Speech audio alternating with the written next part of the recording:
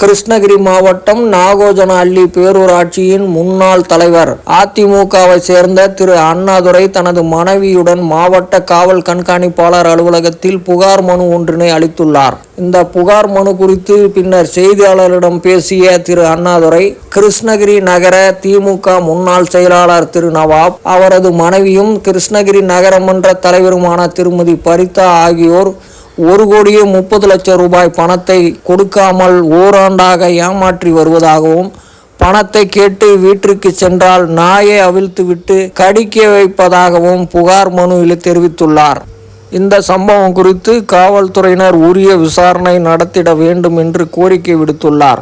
அதிமுக பிரமுகர் திமுக பிரமுகரோடு இணைந்து தொழில் ரீதியாக கூட்டணி வைத்துக்கொண்டு பின்னர் பண மோசடி குறித்து புகார் ஒன்றினை வழங்கியது கிருஷ்ணகிரி மாவட்டத்தில் பரபரப்பை ஏற்படுத்தியுள்ளது. கிருஷ்ணகிரி முன்னாள் நகர செயலாளர் நவாப்கிட்ட ராகிமானப்பள்ளியில் குந்தாரப்பள்ளி பக்கம் ராகிமானப்பள்ளியில் அவருக்கு சொந்தமான இடத்துல கிரானைட் செய்கிறதுக்கோசரம் குத்தகை காலம் 5 வருஷம் அக்ரிமெண்ட் போட்டு 1 கோடி ரூபா அட்வான்ஸ் கொடுத்தாங்க 2019.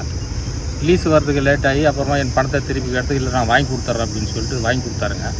வாங்கி கொடுத்துட்டு நான் தொழில் செய்யும் போது 1 கோடிக்கு மேலே இன்னும் 30,00,000 ரூபாய் இன்னும் பணம் தேவைப்படுதுன்னு 1,30,00,000 வாங்கிட்டாருங்க.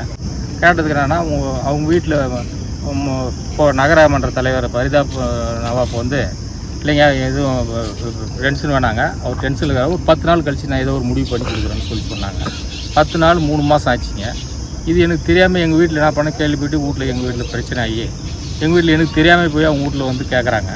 அவங்க வீட்டான போய் கேட்கும் போது